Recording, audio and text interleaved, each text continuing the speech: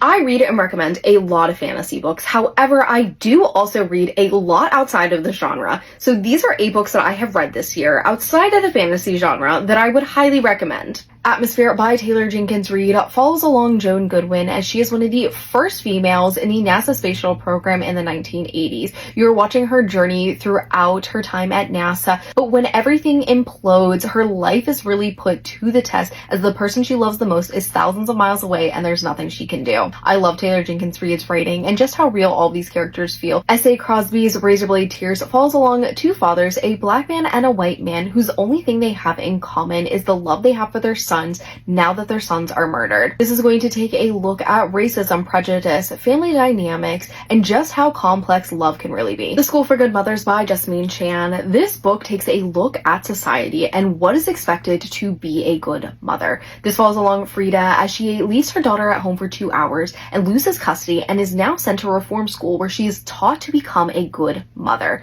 This is a haunting and disturbing but yet unforgettable book that'll really have you questioning what really is a good mother. Educated by Tara Westover is one of the best memoirs that has ever been written. It follows along Tara's journey as she grew up in the back hills of Idaho, where her family was determined not to use the government in any capacity. She doesn't set foot in a school until she is 17 years old, and now she has to grapple with losing her family because she is going against everything that they ever taught her to be. When the Cranes Fly South by Lisa Ridsden, this is a profoundly moving debut novel that follows along Bo as he slowly begins to lose his autonomy over his life.